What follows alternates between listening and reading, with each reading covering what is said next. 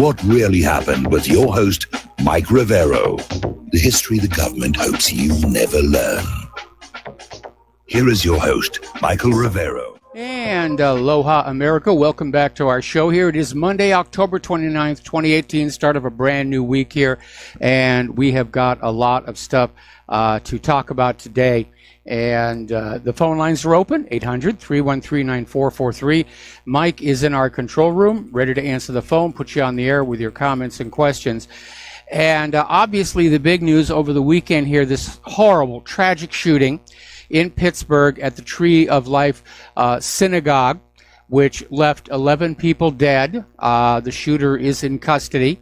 And apparently there would have been more victims, but they were able to hide in pitch black rooms where the shooter couldn't see them.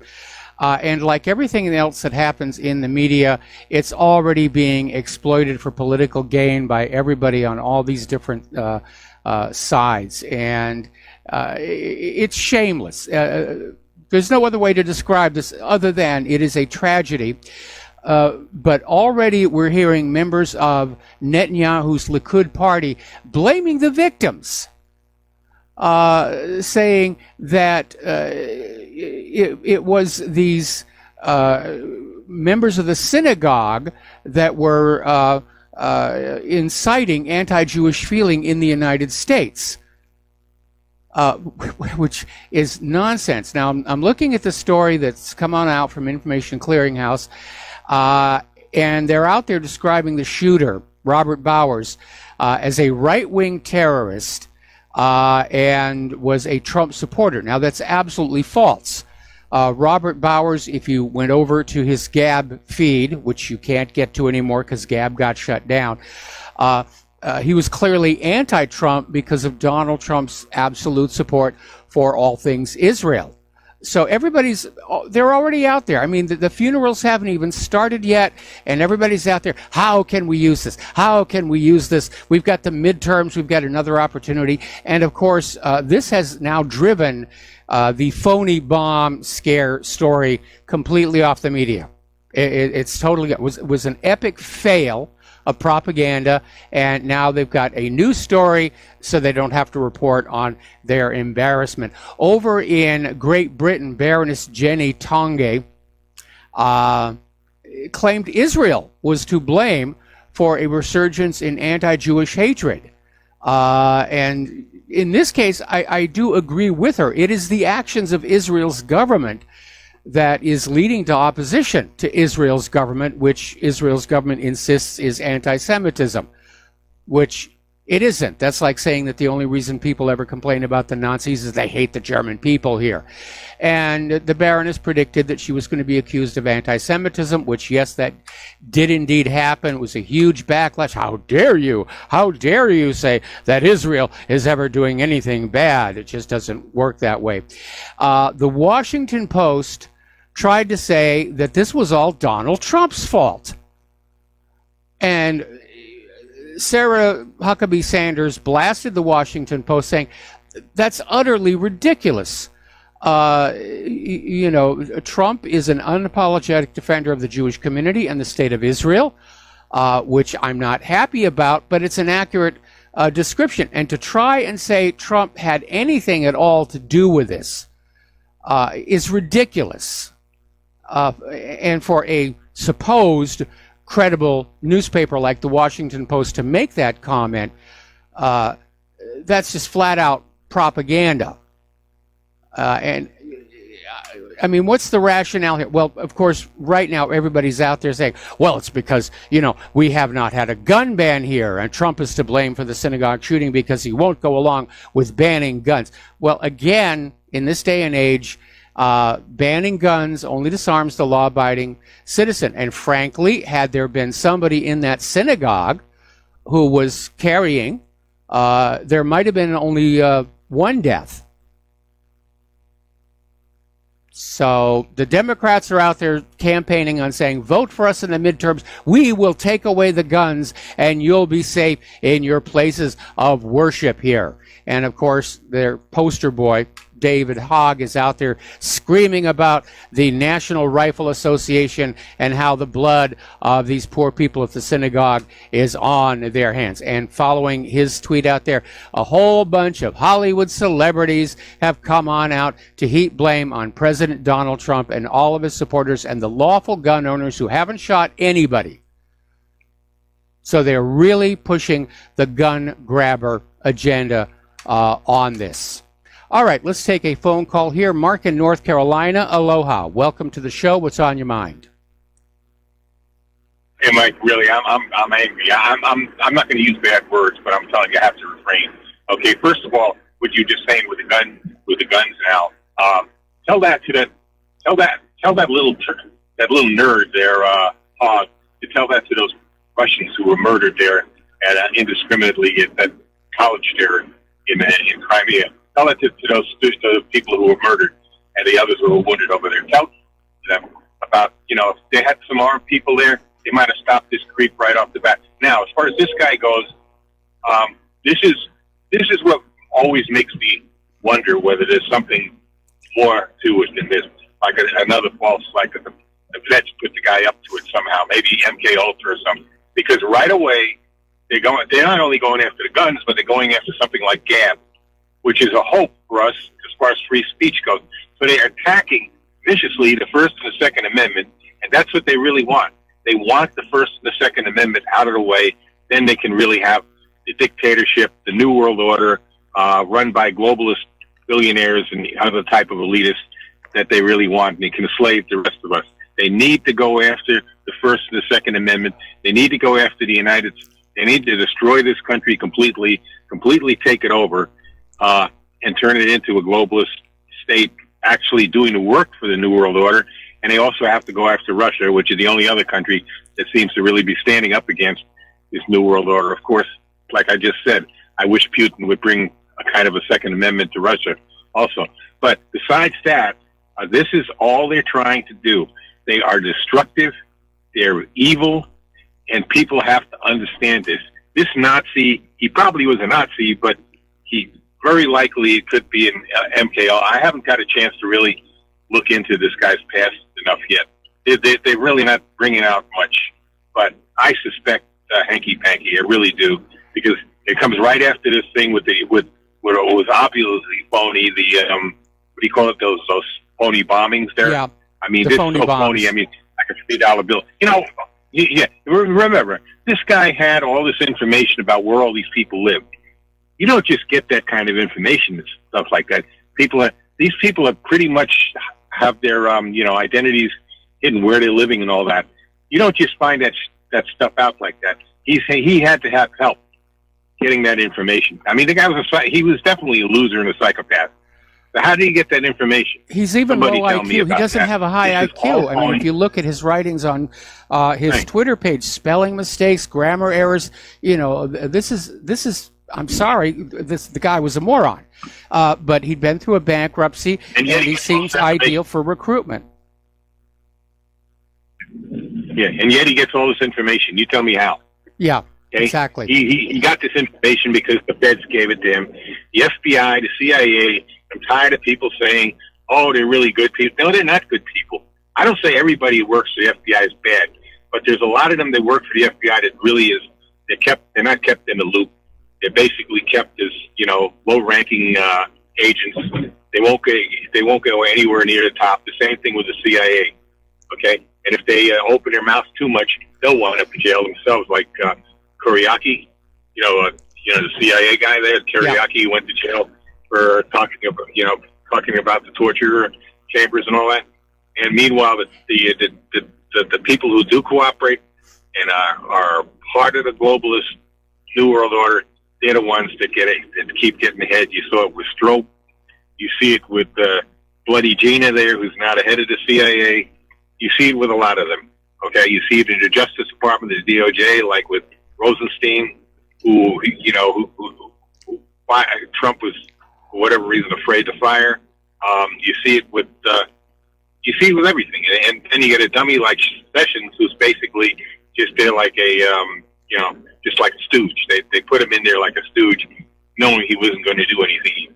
I don't know if he's compromised himself, and when you look at the Congress and everything like that, how many of them are really pedophiles that have something to hide, have been compromised somewhere along the line. I don't know. But this is what's going on, Mike. I just don't know what we can do about it. Okay? They're willing to give up, and people, let me say something else. People who are willing to give up our vaunted Constitution. The one thing that does, by the way, make America exceptional is our Constitution. That's the only thing that is exceptional, is the Constitution of this country. There's as far as I know, no other nation has a Constitution like this. And people are willing to give up. And I think, by the way, the most important parts of the Bill of Rights are the First Amendment, freedom of speech, Second Amendment, right to bear arms, and the Fourth Amendment, the right to privacy. They're all important, but those are, to me, the three most important. And this is. I would add into that list the Fifth Amendment, which is the right against self-incrimination. Oh yeah, it's very important. But I mean, these three stick out right off the bat. I mean, these three stick out. So this is what they're really going after, especially right now. The First and the Second Amendment. It's under attack. Fox News, by the way, is the biggest. As much as I despise CNN and MSNBC, I expect what comes out of their mouths. But what Fox News did to Lou Dobbs is another thing I forgot. I wanted to say. What they did to Lou Dobbs, I'm sure you heard of it, right?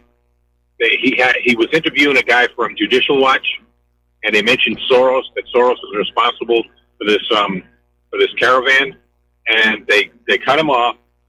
They eliminated that part of the show, and I think they threatened to fire Dobbs for this, and they banned that guy from Judicial Watch for good. Okay, saying that because he attacked Soros, he's anti-Semitic. I mean, are they kidding me? And then that's the same thing as saying if you attack Obama, that means you're a racist.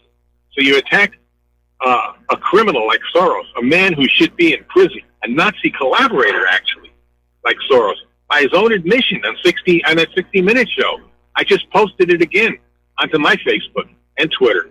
Okay, a guy like this, and they say because you're attacking him that makes you anti-Semitic. People need to stop watching Fox. Really, we need to boycott them. We need to pray. They'll either get a line. One American news network I understand is a lot better. I'm going to see if I can get it. I'm thinking of getting rid of my entire cable because it's not worth it. I'm paying $165 a month. It's way too much, and I'm not getting anything for it. So that's about all I got to say, Mike. I called you, but I'm not even listening to you right now because I'm calling you from the car. I'm on my way home. As soon as I get home, I'm going to turn you on. I'm going to turn your show on. Okay? All right. Well, so, thank you for the call. Please drive safely, okay? I mean, I understand you wanted to get onto the air and everything, but please drive safely. And I don't know where you... I got Bluetooth. Oh, okay. Yeah, all right. It's a Bluetooth. All right. Okay, well, thank you for the phone call. And we're going to let you go here. We're going to do a shout-out to our on-air affiliates who are just now rejoining our network.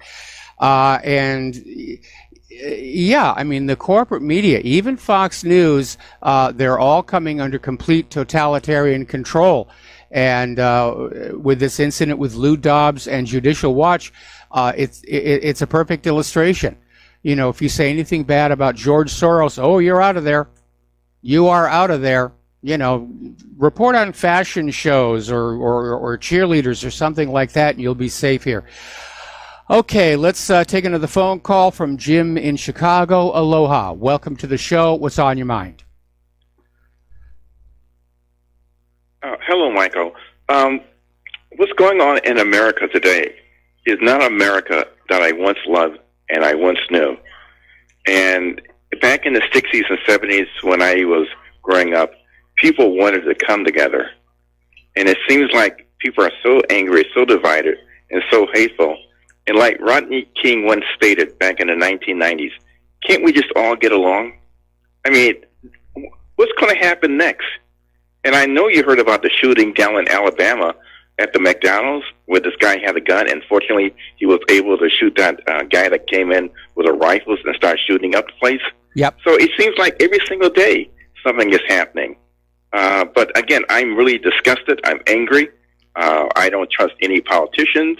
The religious leaders are not doing their job. They're just as hateful as other individuals. So I don't know what to say. If I was a multimillionaire, I would leave the country, but where would I go? Unfortunately, where would I go? Because it seems like this is happening all over the world. Yeah, I was having that exact discussion with Claire the other day when we were saying, we'd love to get out of the U.S., but where would we go where the exact same stuff would not be happening? And, plus at our age, no other country is going to take us in anyway. But I think the reality is that a lot of this stuff, like predatory priests and corrupt politicians, it's actually been going on all along.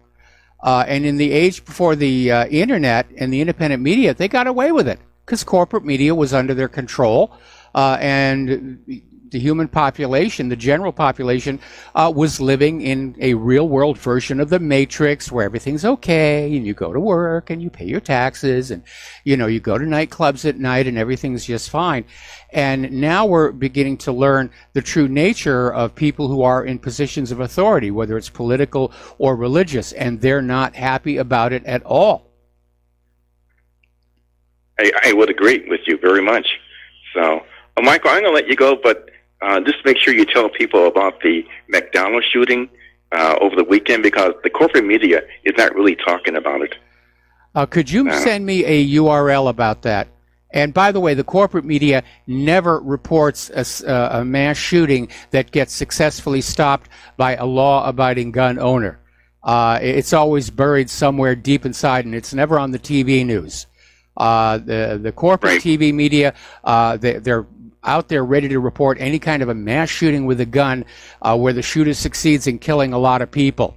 But when law-abiding citizens are able to defend themselves with a legally owned firearm, nope, we're not going to put that on the air. It's going to give people uppity ideas. Well, what happened briefly, this father and son were having their lunch at McDonald's, and this guy comes in with a rifle and starts shooting up the place. And the father, fortunately, he had a gun with him, and he was able to shoot and kill the shooter. That's what happened. And I will send you some information regarding that. But the corporate media is not talking about it. No, and they never will. They never will. Right. All right, Michael, you take care. God bless. All right, thanks an awful lot. And we're going to switch over to Dustin in New Jersey. And Dustin, I'm probably going to have to take you through the commercial break. What's on your mind? I bet you they'd be talking about Assad gets his own people. Assad gets his own people. Or Putin's evil. Putin, they'd be talking about that. Mark, I've been telling you this. Everybody and you, Mike's been telling you. Fox News is just another side of the same coin. It's a different tribe, but against the Democrats, Republicans, up, down, left, right. It's all part of the same group of people. They're just in a battle for, power. But they're all liars. Fox News, CNN, MSNBC, it's all part of the same group. It's a mess. I mean, this country's effed up. I mean, it's just, and the West is effed up. Yeah. To say the least, because they got the same problems in Europe. Yeah. I don't even want to talk about. Hey, Mike, I was, with that shooting, I flipped in through YouTube when the shooting happened at the synagogue, and on MSNBC, let alone Chuck Todd saying it could be a Russian operation. Did you hear about that one? He actually said it might be the Russians before it came out with the gunman. But they had this former FBI guy on. He was he's a regular on there, a stage prop or whatever. But you know what he said? He goes, he brought up right wing or Nazi or this, that. But you know what was my head spinner? He goes, and these other conspiracies international bankers and the Rothschilds. He actually said that. I'm like, my head spun around, holy crap. He's right, though. This whole war thing and all this crap going on about international bankers and the Rothschild mentality. Yep. If you think about it, right? I mean, but that blew my mind when he said that. I'm like, because, I never really heard any of them bring up the Rothschilds, you know what I mean? What'd that have to do with the shooting? You know what I mean? Yeah. I'll hold for the break. All right, we'll be right back after these words from our sponsors. And aloha, America. Welcome back to our show here. And we're talking with Dustin in New Jersey. And we're talking about basically the general state, not just of our country and not just of Europe, but the world as a whole, and how it seems like civilization is in the process of decaying right before our very eyes. Dustin? Like toward the end. Yeah, Mike? Yeah. Hello? Yes, you're there. Did this happen to Rome? Yeah, Mike, did this happen to Rome toward the end? I don't know if the shooting was like a setup or not, but we do have a lot of violence in this country, and it's getting worse. And it's from it's just not from one side, it's just from everything. And then in the West in general, like you said, it's a declining world empire, basically, before our eyes. But I'm just curious, did Rome have this problem, like, toward the end of, like, their, reign in the world, like this violence? Oh, there was a lot of violence. There was a lot of poverty. And of course, it was the age of the emperors who were just a little bit whacked out, probably because they were drinking a lot of alcohol out of lead drinking vessels and didn't realize you're not supposed to do that. I mean, you had like Nero and Caligula, but even setting aside the mental deterioration, you could see the signs of decay all over the Roman Empire. And it began in the outer provinces and just sort of worked its way in until it took Rome apart. It broke into the East and West empires, and then the the Western Empire collapsed. Yeah, Mike, I'm going to switch gears on Angela Merkel, how she became her own worst enemy. Yes. And her parties were, on the declining in Germany because of the refugees and other problems. And remember, Germany is the country that's keeping, like, the European Union up, basically, right? Yep. I mean, without Germany's, like, manufacturing machine, the EU would be gone, pretty much. Would you say that? Like, if Germany just pulled out of the EU or fell? Oh, yeah. I mean, Britain and Germany were basically holding the whole EU up economically. That's why Brussels is in a panic over Brexit.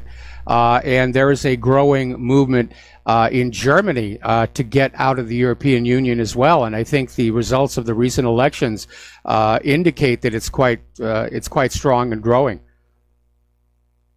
And then I'm going to switch gears one more time because I think this is the most important topic. Nobody's covering on the news anywhere except for here is Trump pulling out the INF treaty. And did you see what Putin told Bolton? He goes, the seal of America with the eagle has 13 arrows on one side and a olive branch on the other. And the eagle ate all the olives. Yes. Which means all this country's got left is arrows.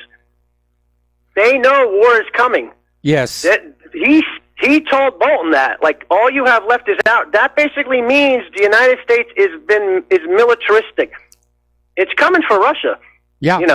And it's just a matter of time. So, yeah.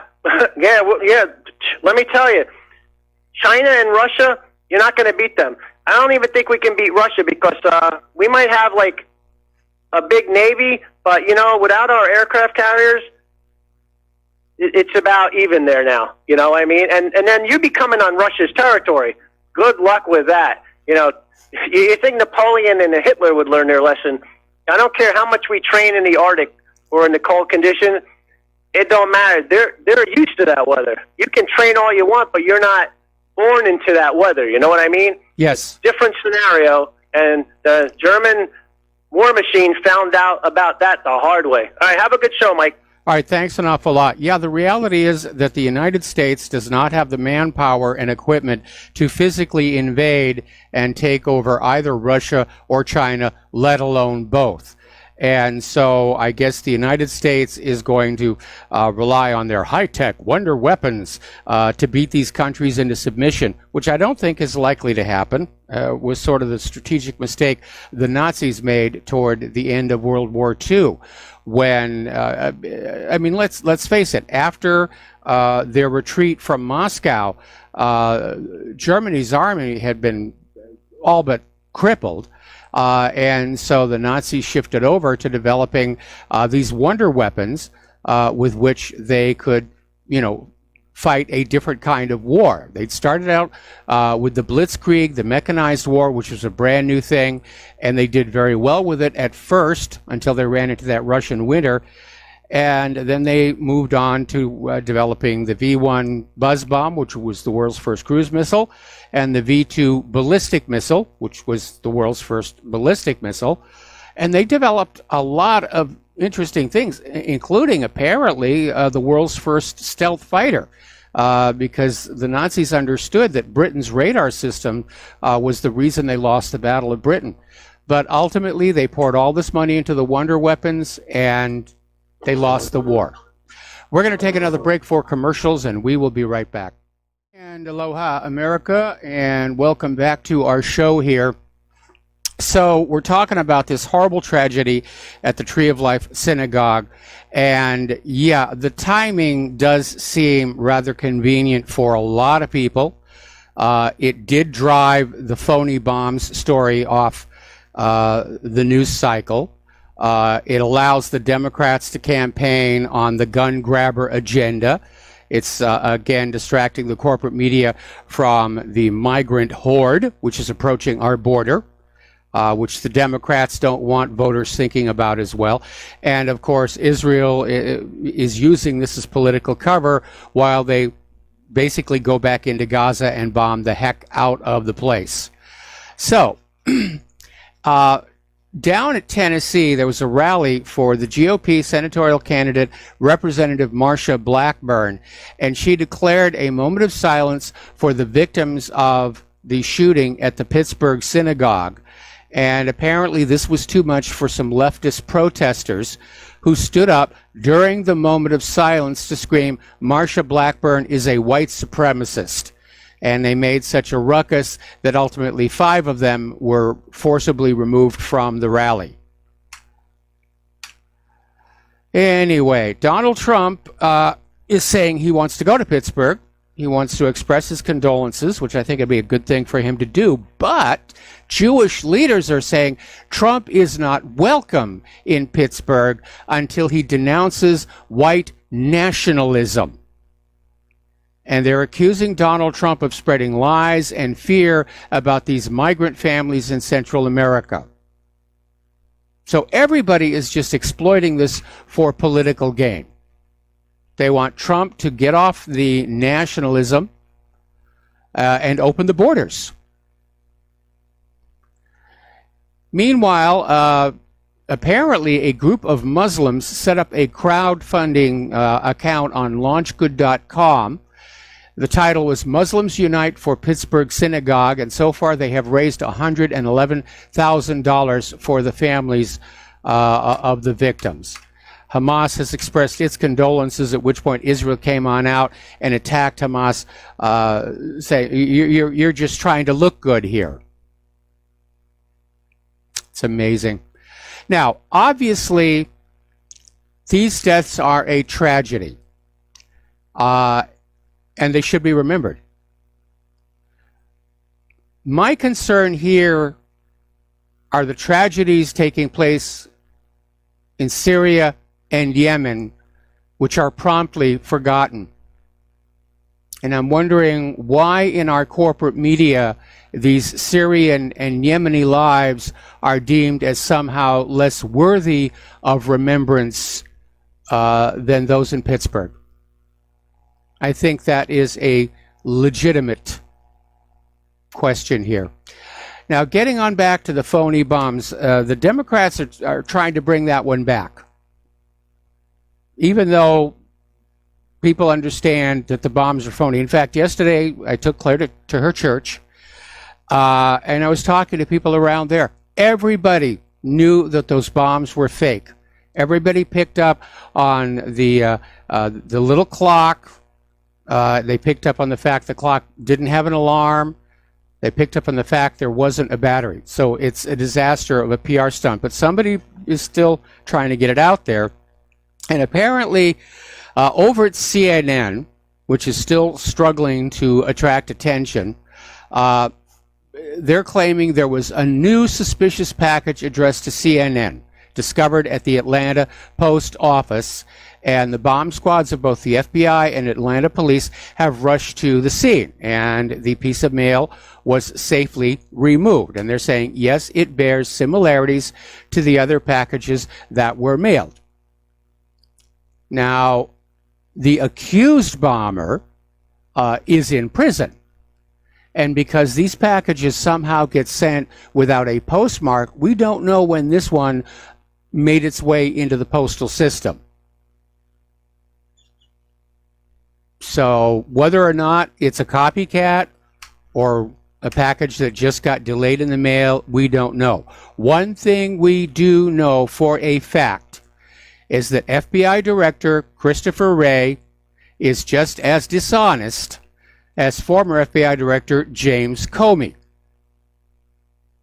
And Wray is out there trying to convince the world that even though these bombs all look like movie props or TV show props, and rather badly done ones, I would have to add, coming out of my years in Hollywood. I mean, the fact of the matter is real mail bombs don't have timers, for the simple reason that mail bombs are intended to be detonated by the physical act of opening the package. So he's lying to us all. Anyway, so Cesar Sayoc's family's lawyer is saying Cesar does not have the intellectual capacity to be the package bomber. And again, having read his postings over at his Twitter page, I tend to agree. He does not impress me as the brightest bulb in the chandelier. NBC News is now reporting that Cesar has told federal investigators he didn't do it, that he had nothing to do with any of this stuff. So this is coming out of NBC News. Now, Nancy Pelosi, who has dreams of returning to be Speaker of the House after the midterms, is blaming Trump's for the bombs. Oh, my goodness, it's your horrible rhetoric against the Democrats and the corporate media. Do you remember when that Democrat shot up the GOP baseball team and seriously injured Steve Scalise? And people said, well, it's from all the violent rhetoric we're getting from the Democrats. And Pelosi said, how dare you? How dare you think that we have anything to do with that? So, anyway.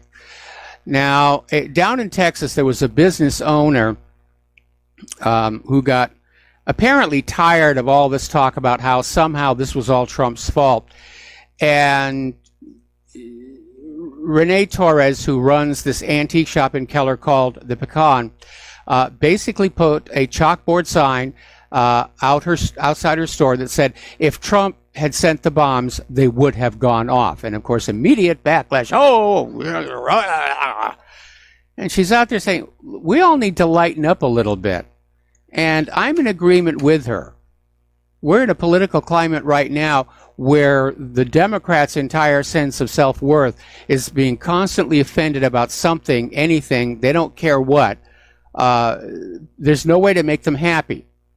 They live to be offended. They live to be upset. They live to just be out there screaming. All righty. Now, apparently, the Republican Jewish Coalition is now calling for the resignation of 7 Democratic members of Congress whom they claim are connected to Nation of Islam leader Louis Farrakhan, who is described as a known anti-Semite. Okay. All right, let's talk about what's going on over at Gab. Now, as you're probably aware, Gab is a recent startup. It's very successful. It is a replacement for Twitter, which we now know is being censored.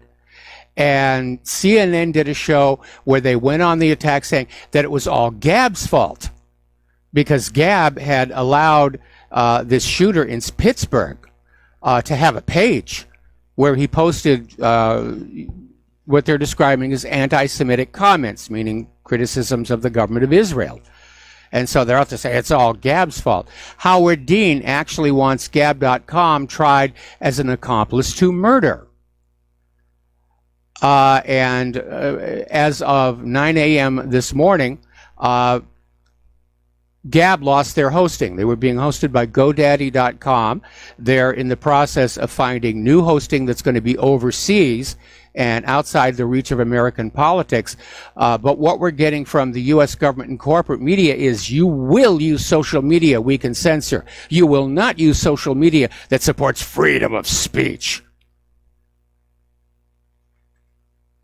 So, and apparently both PayPal and Stripe have banned Gab because apparently only big tech sites are not responsible for their users. And by the way, that is an established legal principle, that websites are not legally held responsible for the behavior of their users. And yet, of course, when it comes to Gab, oh yeah, we're going to take them down. They're a threat to Twitter. We have to force everybody to use social media that we can control. Reminds me of the old Outer Limits opening. We will control all that you see and hear for the next 30 minutes. We will melt your brain. All right, let's take a phone call here from Don in Iowa. Aloha, Don. Welcome to the show. What's on your mind? Hello, Mike. Yes, on this, you were talking about the Washington Post blaming Trump for the shootings in Pittsburgh. That's totally ridiculous. There's no way they can even come close to having any logic in making that claim, because Trump has bent over backwards to be accommodating to the whole Jewish religion, to Israel, and his daughter is married to, he has a Jewish guy, Jared Kushner. And but the thing is, yeah, the reason they're pulling out all the stops and going crazy, all the Democrats, because the whole machine, the whole what do you want to call it, the cabal, the Democratic cabal, the whole thing is going down the drain. If they don't win this, at least win the House this election, they're going to be it's a losing streak, because people are just getting where they can see through all this propaganda, and they don't believe it at all. More and more people just don't believe it. And if the Democrats cannot deliver, what they could always do before is they had power. They would deliver. For example, let's say you're a lawyer and you want to be a district attorney. You want to be a federal judge. Well, if the Democrats don't take control of anything, then there's no point in that lawyer sucking up to the Democrats. He'll start sucking up to the Republicans instead for his own economic gain. And this is going to be for example, like a stock market crash where it just goes down and then it just goes down some more, and then people throw away all the stocks, and that's what's going to happen to them. Yeah. Again, the big problem is that the Democrats, actually quite a long time ago, they ran out of real workable ideas to make life better in this country. And people are seeing that everywhere the Democrats have been in control, cities like Baltimore and San Francisco, conditions are definitely getting worse. And so the Democrats, rather than try and adjust their thinking, started playing the politics of victimology, the politics of identity, the politics of personal destruction, and they started pandering to the extreme fringes of our society. Guys who want to use the women's restroom, and people who want to, men who want to pretend they're women, women who want to pretend that they're men, or men and women who just want to flip back and forth whenever it suits them. And I think most voters are looking at that and realizing this is not America, and the Democratic Party doesn't represent America any longer. Again, we're a little over a week to the midterm elections. The polls are all over the place. It depends on whether the pollster is a liberal or a conservative, but it's definitely, the race is tightening. And we have all these pollsters who are out there predicting a landslide victory for Hillary Clinton in 2016. They're predicting a landslide victory for the Democrats in the midterms, which tells us it's basically up for grabs. And again, the wild card is election fraud, of which we are already getting reports all over the place. and the illegal immigrant voting, which is completely out of control. So we're just going to have to wait and see what's going on. But if the Democrats fail to take control of Congress, are they going to carry through with the implied threat to resort to violence? Well, I just wanted to throw one other thing out there is you said that everything's going to hell. Basically, I feel the exact words you said, that everything's basically going to hell in a handbasket. The thing that gets me is, politically and more or less economically, everything's screwed up. But, you look at little things like the vacuum cleaner or the ceiling fan. Everything is a lot better. Every time you buy it, they keep improving the products every year. That's what gets me. And yet, the products can improve, and yet for somehow our human interaction seems like it's going to hell. Okay, that's all. I'll let you go, Mike. All right. Well, thanks an awful lot, Don. And I disagree with your last statement because the products may have more bells and whistles and features on them, but they're not better products. They wear out more quickly, with the goal of forcing us to have to buy the same thing over and over and over again. It's planned obsolescence, and it is part of these companies' marketing strategy.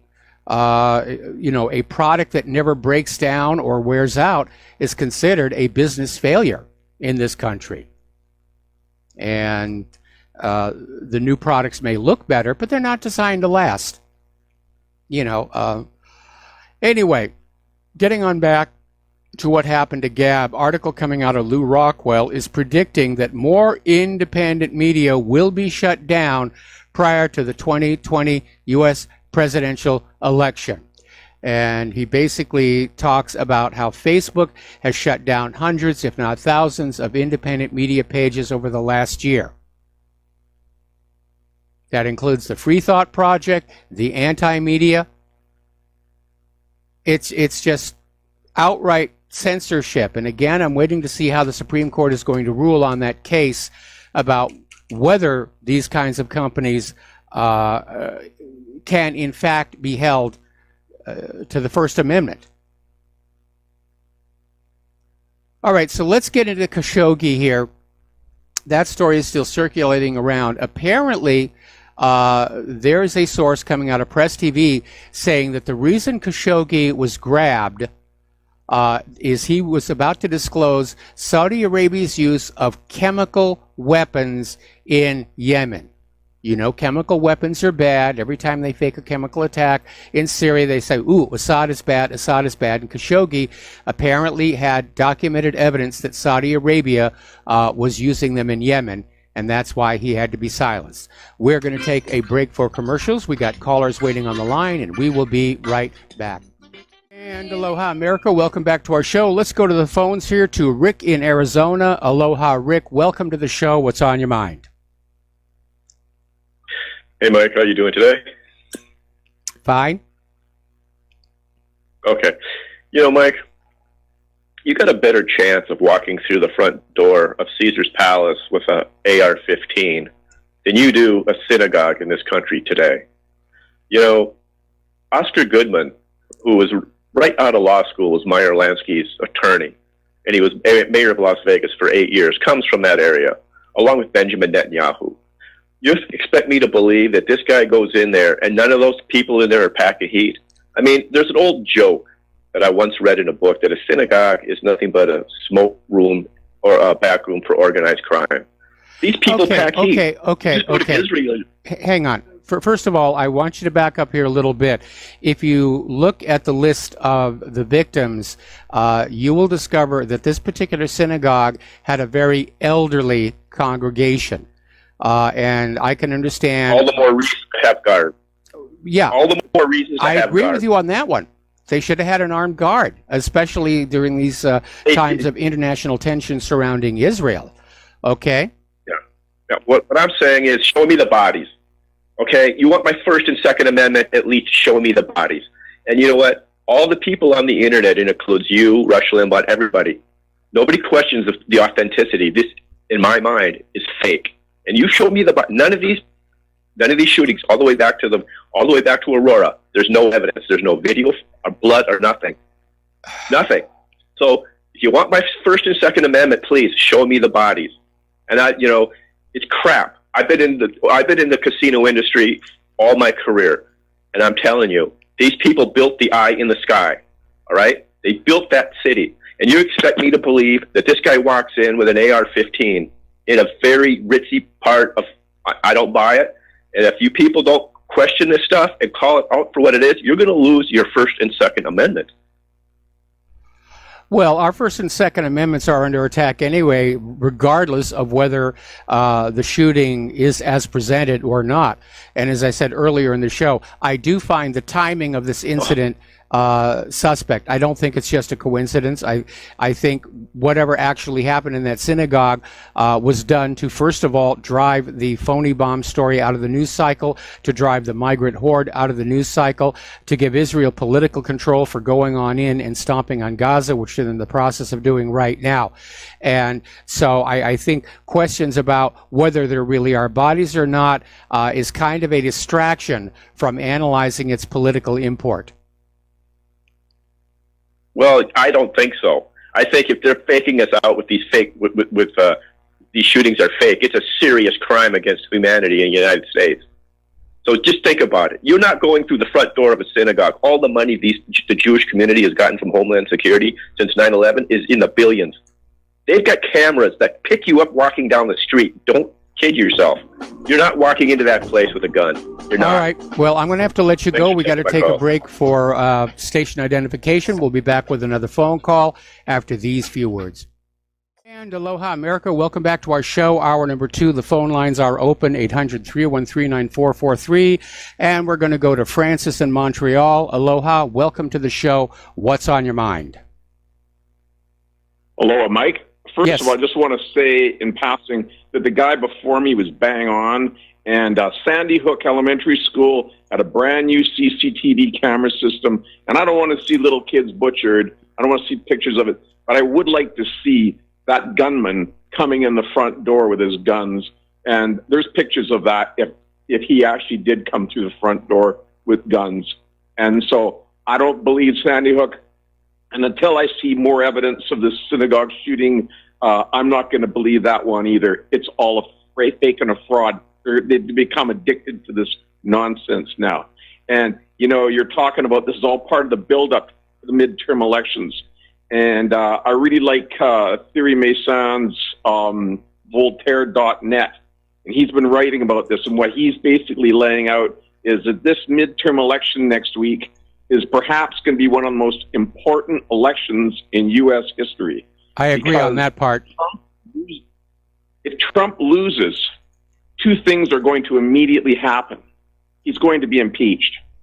Okay? They don't care right or wrong. They need to impeach him to stop him. And even Hillary now is coming out. She wants to run for president again. She really wants to be president. She's insane. She's a witch. But the second thing is what's really scary. And it's going back to 1956 when Israel, Britain, and France wanted to seize the Suez Canal, and Eisenhower stopped them. And we're right back to that now. And what's happening is France, Britain, Turkey, and Israel, if Trump loses, they're going to immediately stage a huge attack. They have to murder Assad at all costs. They're insane. And part of it is this addiction to 19th century colonial thinking. The French are desperate to have at the end of World War I, the treaties that were, like for the League of Nations, all that, handed Syria to France. They want Syria to be their colony again.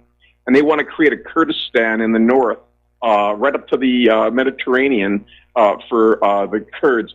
Turkey wants to attack too, but they don't want a Kurdistan. They want to invade. They want Erdogan wants to reestablish the Ottoman Empire, and the British want to attack because they want to block the Silk Road into the Mediterranean. Yes, which is I've been reading a lot about this lately. This is a war that goes a war over control of an economic artery that goes back 3,500-4,000 years. Goes right back to Mesopotamia and the Sassanids and the Persians and all this stuff. Like this is a hugely important. And Israel, of course, wants to destroy all their neighbors and have chaos and ruin around them. And the really dangerous, this is going to be a war that's going to be 10 times, 100 times worse than what we've already seen in Syria. Yes. And now the Russians have drawn the line. And it's not really, I know you know about it, and probably most of your listeners know about it, but when that Su-20 got shot down because of IDF trickery, and the Russians became enraged because the passengers on board that plane were high-level technical officials, and they all got killed. And the Russians, it's not just Putin. Putin is just the front man for a cabal or a cadre of high-level fanatic Russian generals. And they're not going to let Russia go down at any cost. And they've established air superiority over Syria that's ironclad. And this is immediately going to, any plane that goes in there in an invasion is going to get shot down. The U.S. is going to get dragged in. Israel's going to lose planes. And they really want to go after not just Syria, it'll rapidly spread in an attack on Iran. And the Chinese communists have said that if anybody attacks Iran, China is in all the way for Iran. So is Russia. The Russians have said, yep, and this is going to go nuclear really, really fast. So I'm a Canadian. You know, what Americans do is their business, but I just pray and hope that the Americans make the right vote next week and vote for the Republicans, because if they don't, all hell is going to break loose on this planet. Yep. I'm afraid it is that serious. It's all these false flag events. Well, like I told that other caller, okay, I have not looked at what happened at the Tree of Life Synagogue any further than the list of victims. And like I said, the timing is a little too cute. And Sandy Hook, when that shooting incident happened, there was no working camera system because the school itself wasn't actually operational. And we get back to Wolfgang Halbig. So whether this is just whether it's just another fake or not, it is irrelevant to discussing how it's being exploited politically. And I don't want to get taken off discussing how it's being used. Because that's a much more important topic than getting tangled up in trying to figure out, are there really bodies or not? They've used that one before to try and, to get us focused on these little side issues and not really look at how these incidents are being used to manipulate public opinion. Yeah. Well, it's I've never seen it go so crazy it is right now, and it's just getting worse and worse. And the Democrats and these neocons, like, they're just rabid dogs. I just can't believe how insane they are. Like, they want a nuclear war. Yeah, that's all I can. They just want to have mega death and nuclear war and ruin, and it's a very strange cult of people. Well, you've got those who think they're going to make money off of it during the rebuilding. You actually do have, unfortunately, a lot of very religious people in our country and our government who are absolutely convinced that if they destroy the world, Jesus is going to come down and invite everybody up to the big house. And that's a very scary situation. Plus, you have the fact that probably most of those people who are in politics are on prescription antidepressants, and that is making them mentally unstable. Well, just to change the subject a bit before I leave, there's actually an interview with Nicole Kidman. And, of course, as you know, she was a star in Eyes Wide Shut. Mm-hmm. And she's saying now that before he died, Kubrick told her that the world is ruled by a cabal of elite pedophiles. Okay, well, there you go. That's certainly one theory, and we do know that apparently pedophilia is rampant among the world's elites, and I don't understand why, unless it's the thrill of getting away with something that is so repugnant to the rest of the world's population. If you think about it, these elites, these are people who don't really have much of a thrill in life. They've got everything they could want. They never face any real challenges. So they're looking to get their adrenaline going again. And so they engage in this kind of behavior. Maybe. That's one explanation. Yep. Okay, Mike. Well, I hope you don't get taken off the air, but, there is hope. And one of the things people don't realize is that the World Wide Web is not the only way or the only protocol for using the internet, as you well know. Yes. And there's new technologies coming where we're going to be able to circumvent the World Wide Web. And there's already where you can have web pages that are run through high-speed internet with torrents. And in a way, this is a bad time because a lot of networks are going to be shut down. A lot of people are going to be but in the long term, it might be a good thing because we might end up with not just one internet of World Wide Web. We might end up with an infinite number of internets with all sorts of different protocols that can't be interfered with, and you can't just go shut off the root servers like they can, the DNS servers, like with the World Wide Web. Yeah. So there's despair, but there's also a lot of hope too. The internet is an amazing thing, right? And the guys that created it, I think, were a bunch of engineers that were kind of subversive against the people they were working for, and they deliberately designed it so that nobody could interfere with us talking. Actually, no. The engineers who designed the internet were working for the Defense Department's Advanced Research Projects Agency, and their task specifically said that this internet has to be able to survive a nuclear war and keep people in communication, even if it loses up to 1/3 of all of its connections. That's what they set out to do. But at the same time, the government never intended ordinary people to have access to this system. And it broke free and went public, and that's when the ARPANET became the internet.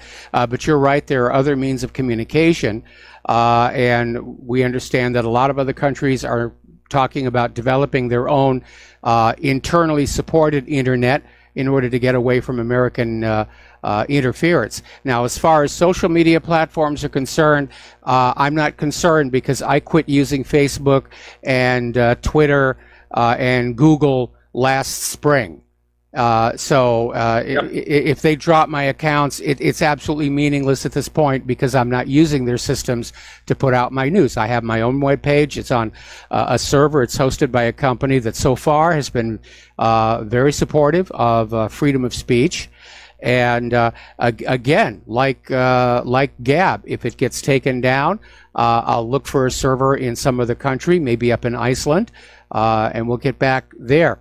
But it's not like getting rid of the independent media is going to just immediately transform the American people back into believing and trusting the government and the corporate media. It's not going to happen. It's going to be decades. I mean, everybody I talk to, they're absolutely convinced corporate media and the government are lying about pretty much everything. They're not going to go back to believing blindly. We've become a nation of cynics. Unfortunately, sadly, right now, that's a healthy thing. Yep, it is. Yep. Well, have a good day there, Mike. Good talking to you again. Bye. All right, thanks an awful lot. We're going to do a shout out now to our on-air affiliates rejoining the network, and we're going to go to Ed in Philadelphia. Aloha, Ed. Welcome to the show. What's on your mind? Oh, aloha, Mike. A couple things. I do agree with the guy a couple callers before about actually seeing the pictures on the camera. I worked back in the 90s. I worked for an overnight delivery service, and I would have to deliver to a Jewish organization. And every time I have to go in, I have to go through a metal detector. And then after the metal detector, I had to ring the bell, and there was a camera there. And this is in the 90s. This is way back. Yes. Second, do you remember the two gentlemen that were arrested first in the Starbucks in Philadelphia? It's not. They didn't want coffee, and they were just sitting there. Oh yeah, I remember those two. Yeah. okay, across the street from there is a synagogue. Yeah. And every Saturday, there's an armed guard there all the time. It's been there for years. There's been an armed guard. They have a private guards. And they've been there for a few years now. And on Saturday, as long as I've been working in the city, on Saturday there's a Philadelphia patrol car there.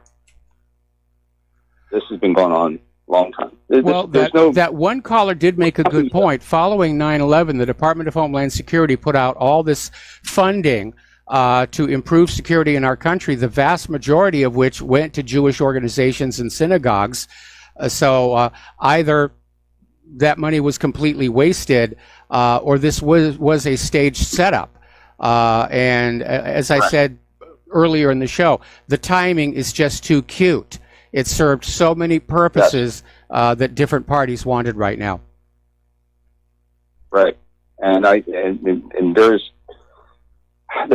a I bike ride a lot, and I go by different buildings, and I go out to the suburbs, and out in Montgomery County, there's a lot of the big Jewish community, and there's Jewish synagogues, and I've ridden by them. Again, I've ridden by them, and the local police, they're there on Saturday. Well, it's been going for a long time. Like I said, the timing is suspicious. I do think it was set up. Yeah. But again, I think it's more important to realize how it's being exploited politically than to get sort of tangled off over on the side, because the people who are behind these kinds of hoaxes, that's what they want us to do, to get distracted off in some direction, like on 9/11 itself. Was there really a plane at the Pentagon or not? Because as long as we're arguing about that, then we're not looking at the larger picture of just how that incident was being used to manipulate the American public.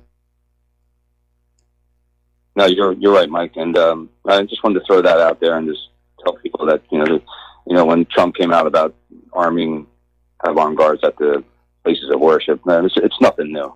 It's been going on for a long time, and that's all I needed to say. Thanks. Okay, Mike. All right, thanks an awful lot, and we're going to switch over to Layla in Ontario. Layla, welcome back to the show. Long time no hear from. What is on your mind? Yes, it's the synagogue that is under discussion. When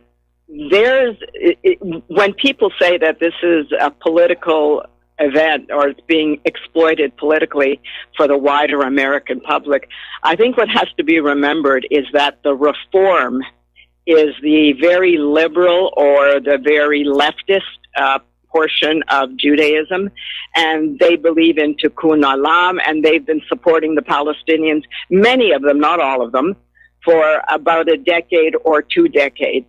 And this is probably the core of this message is intended for the Jewish community, that their loyalty must be to Israel.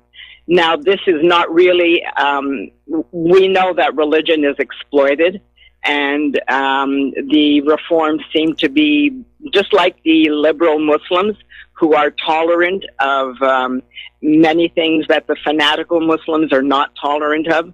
The same schism exists within Judaism, and this is primarily intended. I don't think we even have to speculate. The problem is that there has been solidarity amongst Jews in the past, all Jews, with regard to Israel, and we only have to look back to the Holocaust itself. Who was sacrificed? Who was considered a necessary sacrifice for the greater good, for the greater goal of the elite? It was the anti-Zionists who refused to leave Europe and go to Palestine. And likewise, they have now picked out a group of people that are considered the acceptable sacrifice, the human sacrifice for the greater good. It's just, and the other thing too is there's a Canadian connection. There was a spokesperson here in Canada who said, "Oh, one of those people was raised here in Toronto and was married here," and the speech was so well rehearsed that it was clearly prepared in advance. Anyone who does not question this and look back with objectivity on the events of the Holocaust and the way it was exploited is going to realize, and again, the message was always primarily to the Jewish community to follow the rules, to obey, because once the army breaks ranks, you're in trouble. So you've got to punish very severely those, or at least set an example of what punishment awaits those who break ranks from the dogma that's being handed down. Now, those are only assertions on my part. I mean, they're not even really assertions, they're questions that people might want to consider. I'm not making allegations or assertions, but I do think that it's partially intended. It has a multifactorial benefit. And the Canadian who called in earlier and said that Canada, the U.S. can do whatever it wants, Canada's not affected. On the contrary, Canada is very much affected by what happens. For example, the spokesperson that I saw from the I think it was the temple here in Toronto. So it's definitely something that people may want to question. And I hear the music coming up, so I assume I will be let go. Yeah, thank you very much for the information, Layla. I didn't realize that the Tree of Life Synagogue actually supported the Palestinians. So we're going to let you go, take a break for commercials. Got another caller waiting on the line. We'll be right back. Aloha, America. Welcome back to our show, and we're going to go back to the phones to Laura in Michigan. Aloha, Laura. Welcome to the show. What's on your mind? Hi, Mike. I was listening to Rick Adams' show Saturday, and he had Jim Fetzer on.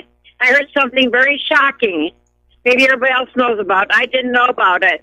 He said that the woman who played Heather Heyer's mother, Heather Heyer was the one who was supposedly run over in Charlottesville.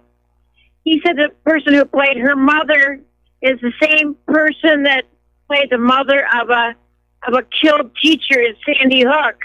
He said they must be recycling their crisis actors. Well, I know that there have been a lot of photos out there showing what appear to be the same exact people showing up at these multiple events. But again, absent like a fingerprint or DNA, it's really impossible to say. And I want to be very very cautious about making such a declarative statement, simply because there are so many people in the United States.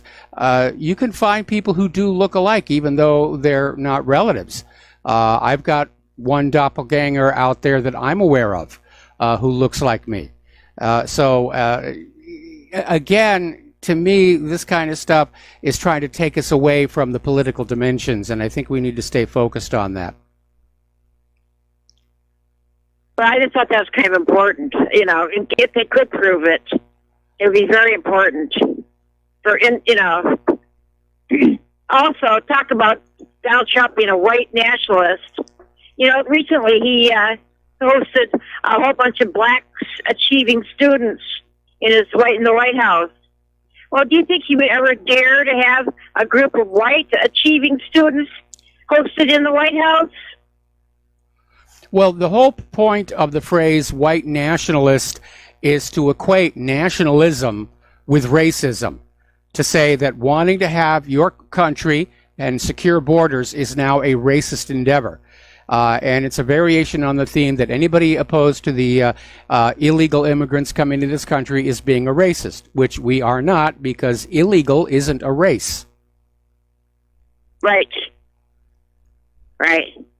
But that's part of, they keep saying that. I don't guess our white people are getting recognition for anything anymore. No, we've become a political target. Like we saw happen in Africa, it's happening here now. All of a sudden, it's okay to discriminate against white people. Right. Yeah. I know. I've got a girl that I talk to all the time. She goes to college, and she's in anthropology. And the stuff they teach them, that everybody's black, everybody came from Africa, all that type of thing. Well, if everybody came from the same source in Africa, then we're all, technically we're all one race. And so what's all the fuss about? Now, I happen to think, in point of fact, that humans right now actually descended from multiple original sources in different parts of the world. We know from the fossil record there were all kinds of pre-human hominids, many different species. And the idea that only one survived to become us, or actually two, Cro-Magnon and Neanderthal, I think is purely an assumption. We know now that the Cro-Magnon and Neanderthal didn't kill off the Neanderthal. They interbred. Okay, but I do think that there are multiple sources for the human race, and I think that's why there is such variety. Well, I go back to the Bible. The sixth day creation, God created all the races. So right there you have it, you know. That's what I feel. All the races were created. And I don't think they were Neanderthals either. You know, for instance, Adam, God told Adam to name the animals. So he couldn't be a Neanderthal and name all the animals. Well, I think people need to study Genesis just a little bit closer. Hang on a second. My understanding was that after the creation of the universe, it was just Adam and Eve until they had their kids, and then Cain's wife shows up. We don't know where from. I think the idea of naming all the nations came in a little bit later. But again, you have to remember, and I'm sorry you're going to really hate me for saying this, the Bible was written by Bronze Age goat herders to assure themselves that they were important to the universe. It is not a scientific or historical document. Okay, and I'm sorry, it's not. It's metaphors, it's legends, it's fables, it's a suggested code of morality, like any other religious document. But it really cannot be used as a factual basis when you're talking about anthropology in the fossil record. Anyway, Laura, got to let you go. Got to take another break for commercials, and we'll be right back. And aloha, America. Welcome back to our show here. Getting on back to the news here. We're talking about Jamal Khashoggi. And it has now come on out that apparently Great Britain knew that this was all going to come down. Apparently GCHQ was intercepting internal communications by Saudi Arabia's General Intelligence Directorate and revealed there were orders by a member of the Royal Circle to abduct Khashoggi and bring him back to Saudi Arabia. Now, they're saying that these orders did not emanate directly from Crown Prince Mohammed bin Salman. It's not known if he was even aware of them, but it was somebody very high up within the Saudi government.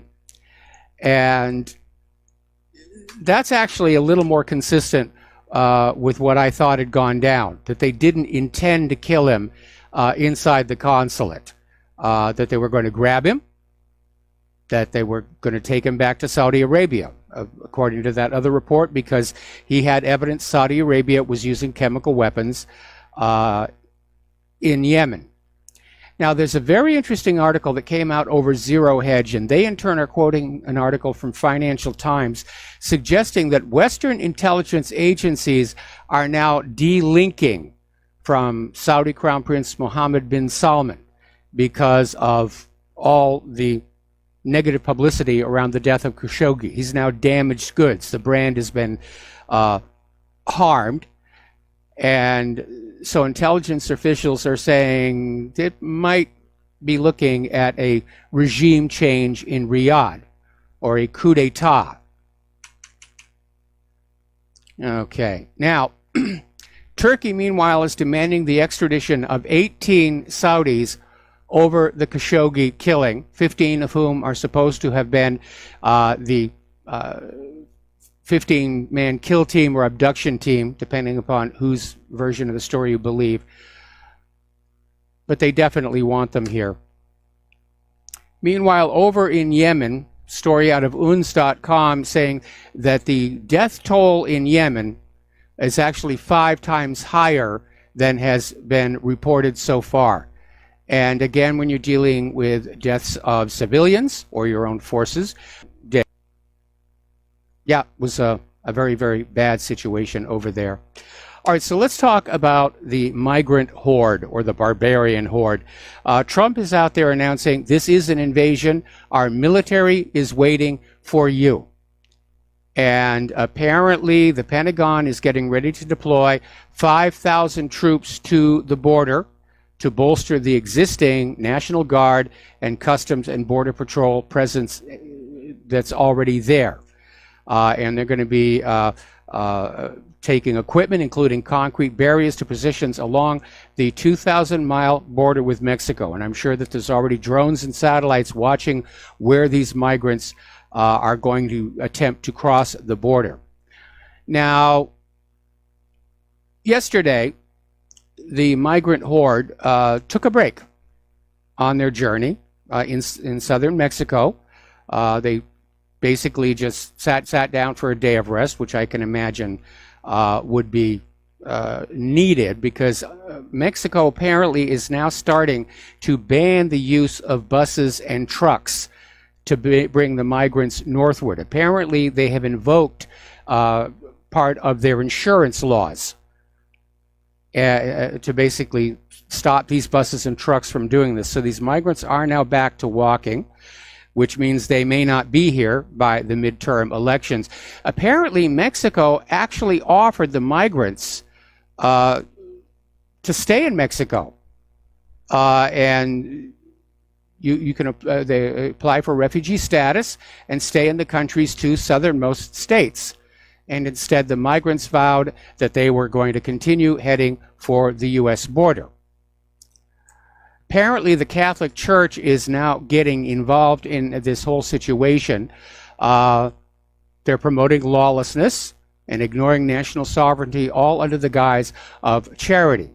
So there's this Catholic organization, the Catholic Legal Immigration Network, and it's part of the Cara Family Detention Pro Bono Project Coalition that is supporting this invading caravan. And this Mexican bishop, Bishop Jaime Calderon of Tapachula, Mexico, is praising the generosity of people who are assisting the migrants and saying that God will reward anybody who helps the migrant horde get into the United States of America. So, 5,000, still not sure it's going to be enough, but it's better than the 2,000 they had before. And again, SecDef Mattis is sending military equipment down there, including concrete barriers, temporary fences, tents, trucks, jeeps.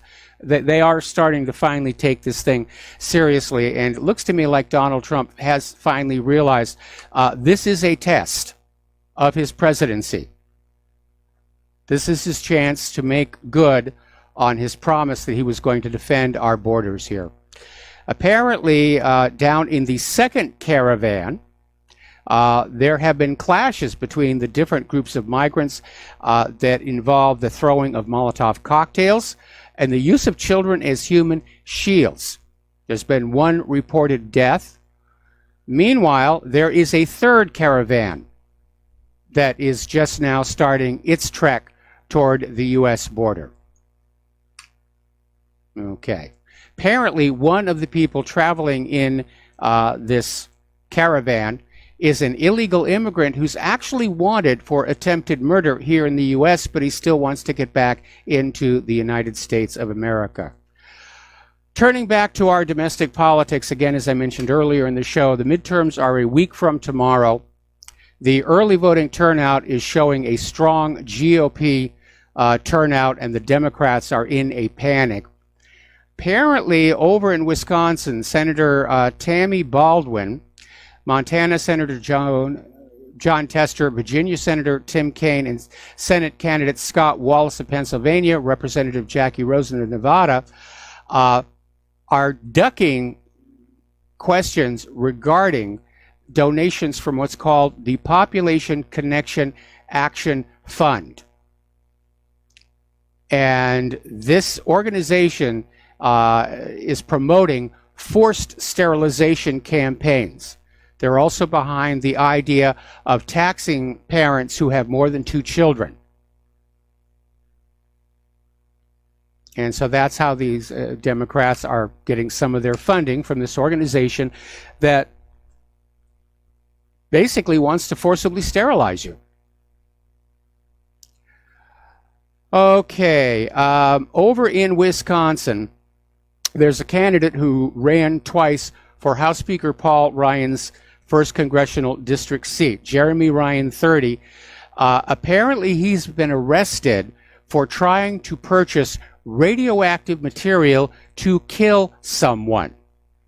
And apparently, he was out on the dark web searching for radioactive material, and he ran afoul of an FBI sting operation.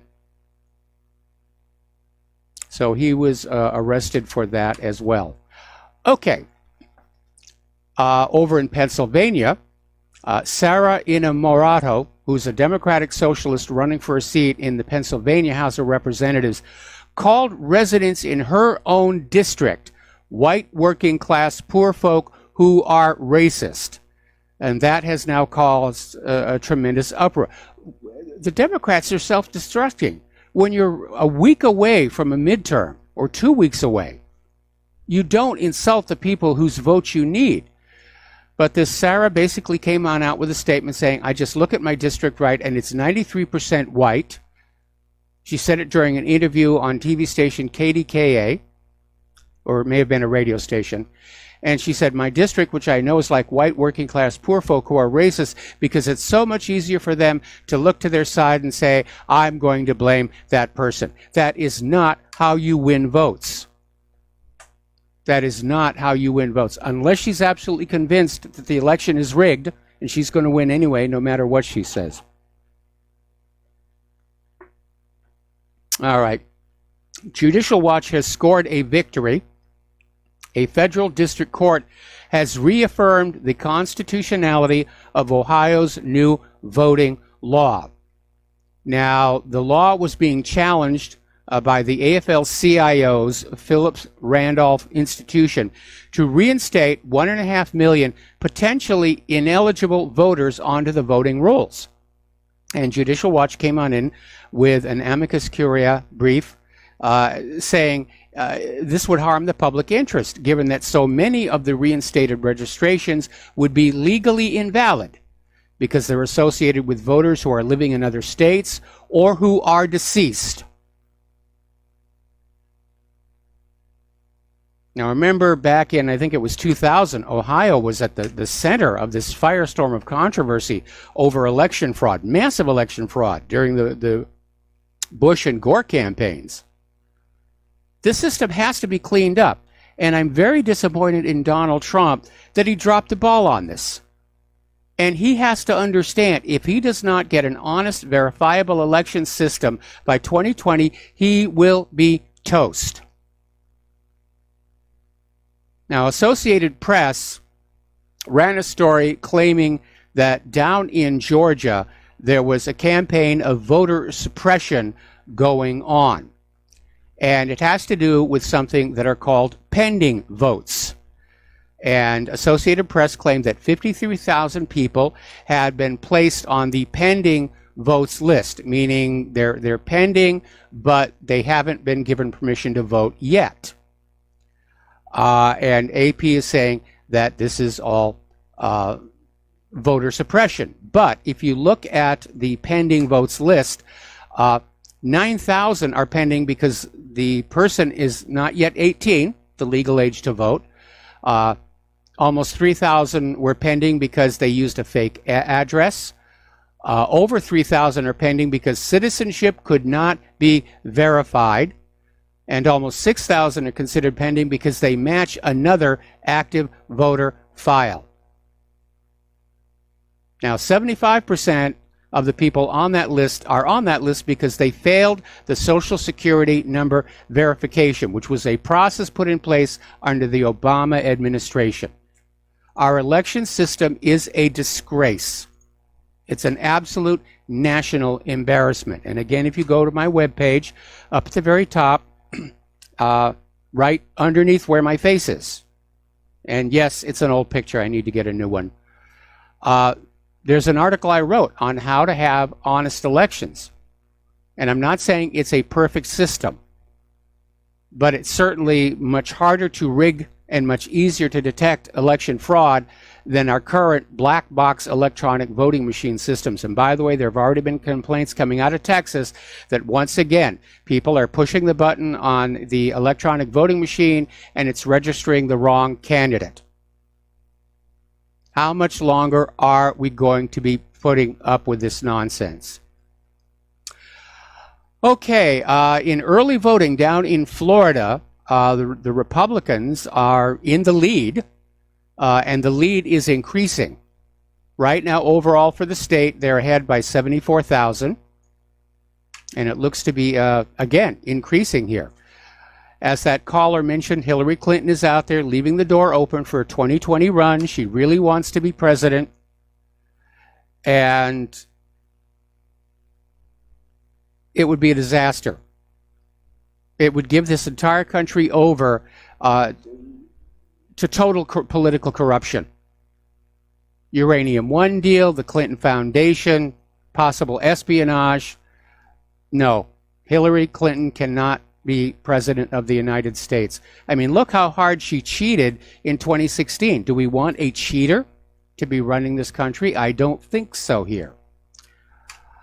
Over at the Senate Judiciary Committee, their chairman, Chuck Grassley, has referred lawyer Michael Avenatti to the Justice Department for a second criminal investigation. Apparently, what happened is that his accuser against Trump recanted her allegations against Brett Kavanaugh even before he submitted her sworn declaration. In other words, she came on in and said, Kavanaugh did this, Kavanaugh did that. And this is Julie Swetnick, the one who came on out with the claims that Kavanaugh was dosing the punch at parties in order to gang rape all the girls with his buddies. Apparently, she retracted that claim, and Avenatti submitted it anyway. So he's looking at a criminal proceeding over that one as well for presenting false information to the Senate Judiciary Committee. Meanwhile, over at NBC, and we did touch on this briefly last week, NBC is trying to extricate itself from a little bit of embarrassment after it came on out that NBC had information that undermined the Swetnick allegations and sat on them. They hid it. They didn't let the public know that there were reasons to doubt Swetnick's claims. Okay. All right, let's get into the conflict zones because there is a lot going on here. Vladimir Putin is out there saying that an Idlib offensive is still an available option if the terrorist threat remains. Now, remember, last October 27th, the leaders of Turkey, France, and Germany and Russia met in Istanbul to take part in a summit on the conflict in Syria. And they were basically talking about the deconfliction zone or the buffer zone around Idlib, which was supposed to be emptied by all the terrorists. And many of them did. They took their heavy weapons and they went home. But two of the groups backed by the United States are still there. And so Putin is saying that if they do not leave, there will be a military offensive to basically retake Idlib. And if Idlib is retaken, and it will be, that's the end of the war. It's all over. And the United States doesn't have a reason to stay there, even though, as of right now, for all practical purposes, it's still occupying part of Syria. We got to take a break for commercials, and we'll be right back. And aloha, America. Welcome back to our show here. We're talking about the conflict zones around the world. And as you know, Israel has been carrying out strikes in Syria. Now, they appear to be avoiding the areas protected by the new S-400s, but apparently U.S. military officials are now expressing concern that Israel's aggressive military campaign could actually cause Syria and Iran to attack American targets in Syria and Iraq in retaliation. This came out of the Wall Street Journal. And of course, that's exactly what Israel would like to see happen. To get Iran and Syria to launch an attack, at which point, oh, we're the victims, and we're going to go on in and basically just trash the place. Because Israel wants war with Iran, as long as somebody else pays for it and fights it, just like they did with Iraq. Palestinians are still being killed along that border fence between Gaza and Israel, and apparently Israel, in addition to using the IDF troops, is now using armed drones. And apparently 3 Palestinian teenagers were killed by a drone strike. And the Israeli military are claiming they were placing an improvised explosive device near the border in the southern part of the enclave. So that is continuing. Israeli forces, meanwhile, have opened fire at Palestinian farmers in the northern Gaza Strip. And they opened fire on farmers in the town of Beit Hanun, injuring one of them. And, of course, he's been taken to the hospital for necessary medical treatment. Now, the farmers were then forced to leave their lands in fear for their lives, and the Israeli army is saying they came too close to the buffer zone. Now, this is another way that Israel oppresses the Palestinians, because the Palestinian farmers, they have this farmland, they're trying to grow crops, and Israel will unilaterally declare a buffer zone into the farmer's land, saying you cannot come within 100 feet of the border fence. Well, to a farmer, that's a lot of land that should be growing crops. And apparently the Israelis, when the farmers are trying to farm their own land, that's justification to fire on them. Meanwhile, Israel is apparently evading demands from around the world to end the Gaza protests and reach some kind of a truce, make some kind of a deal. Because the violence is only fueling more violence and the optics are looking bad. And apparently, coincident with the synagogue shooting, Israel uncorked on Gaza over the weekend. 87 different targets hit. And if you look at how small Gaza actually is, that's a lot of strikes. Anyway, apparently Israeli settlers took over a Palestinian house in Silwan after the Israeli occupation officers forced the Palestinians out using gunfire. So this family of 11 are now homeless, and the illegal settlers have a home, a building. All right, we're going to take a break for station identification. We have a caller waiting on the line as soon as we come back from these words from our sponsors. Aloha, America. Welcome back to our show, hour number 3, and we're going to go right to the phones. Mark in Montana, aloha. Welcome to the show. What's on your mind? Howdy, Michael. I'm not sure if you had a chance to listen to Alex Jones today or not, but he had Andrew Torba on there, who was the founder of Gab. Yes. Gab was not only defunded, but they've been deplatformed now. Their website's gone. Yeah. Totally gone. So he talked about it. He said that the Justice Department had got a hold of him because this wackadoo that shot up the synagogue had an account there. Mm-hmm. And he said what the media is not telling you is this guy was a very, very rabidly anti-Trump, very pro, like, national socialism with a Jewish hate bent kind of thing going on. And he said he cooperated with them, and shortly afterwards he was deplatformed. I mean, this is ridiculous, man. The whole censorship. Like I told you before, I had both of my Facebook accounts taken down, and one of them for putting up a post about the Democrats in Texas.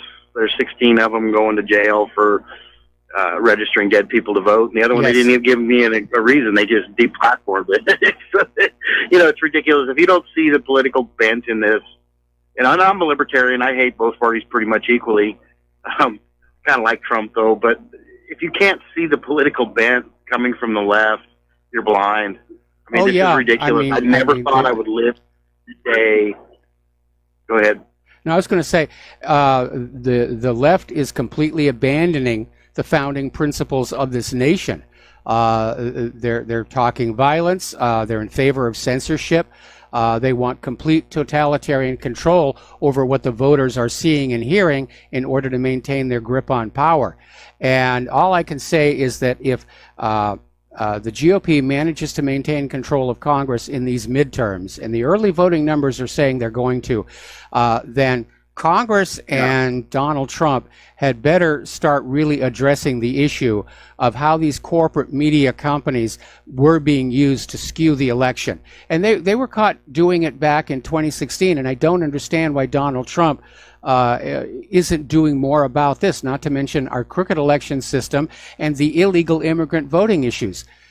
These are absolutely distorting our elections so that the will of ordinary, everyday, law-abiding American voters is being ignored or marginalized.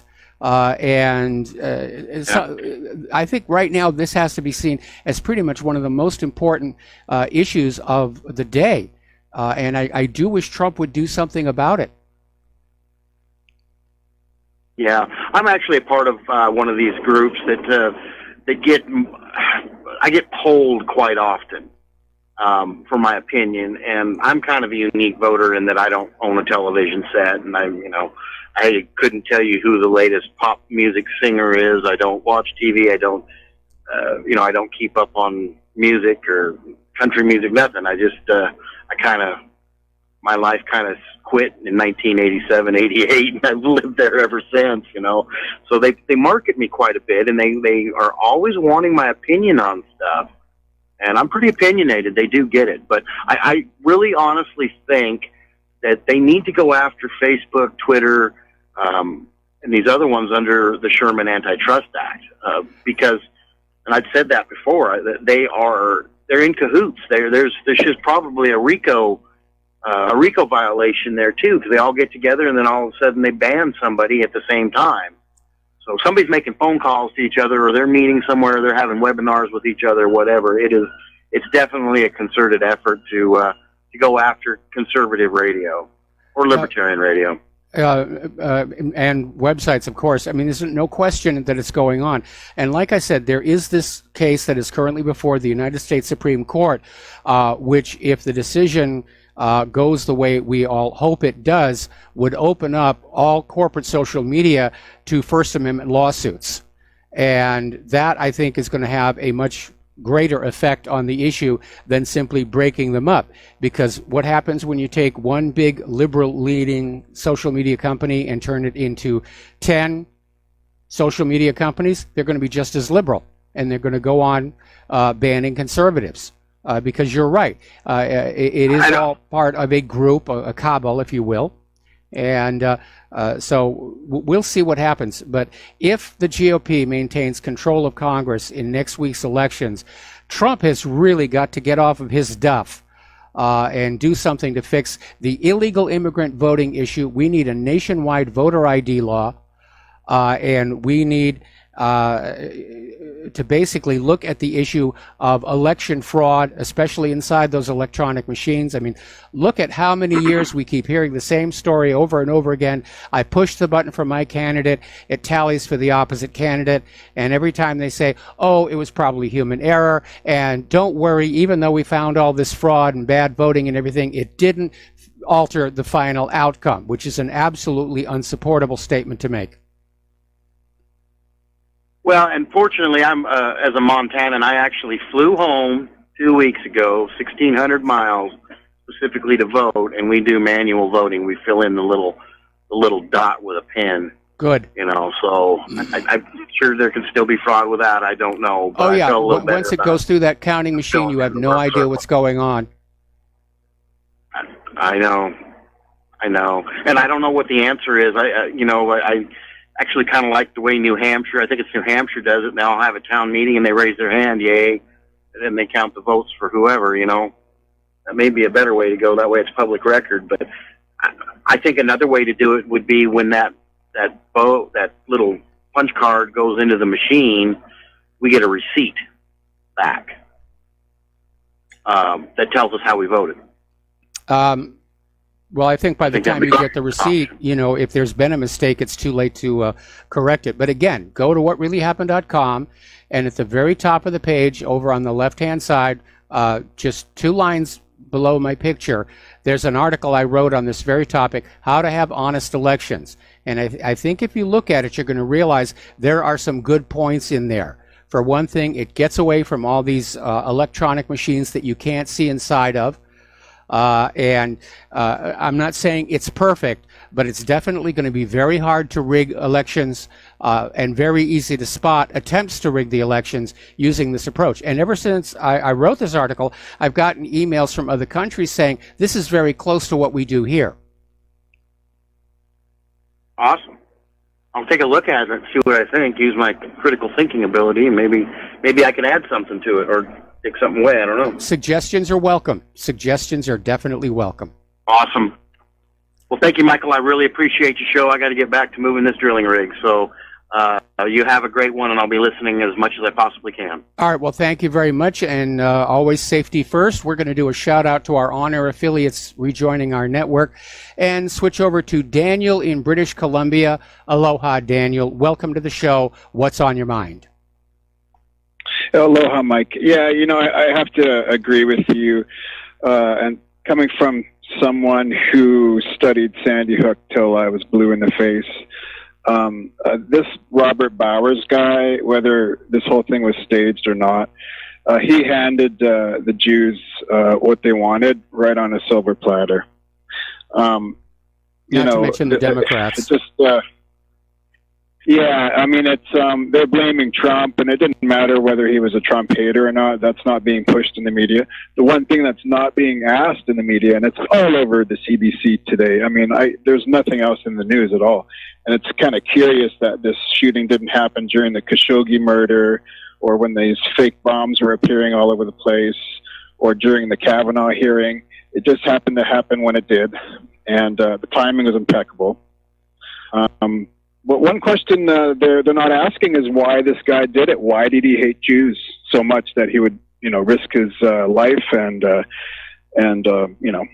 if he was he certainly would have done this kind of thing, because he just, like I said, he handed them what they wanted. So they're going to go after those AR-15s, and they're going to go after the free speech on the internet or anywhere else. The Sandy Hook thing. I mean, I studied that thing so hard, and I've seen that it was getting a lot of traction. Wolfgang Habig's still out there. Yes. But, it's like a wall. And, without short of these kids showing up at the halftime at the Super Bowl, I mean, even that wouldn't wake people up.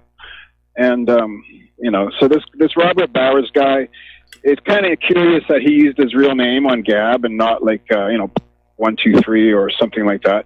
Like, did he have a job? Didn't his coworkers know, what a Nazi he was? And it just doesn't seem like it makes any sense. I know the ADL has a lot of these trolls that they set up, and they infiltrate all these things. Because Gab actually was a half decent way of sharing memes and not being shadow banned and so forth.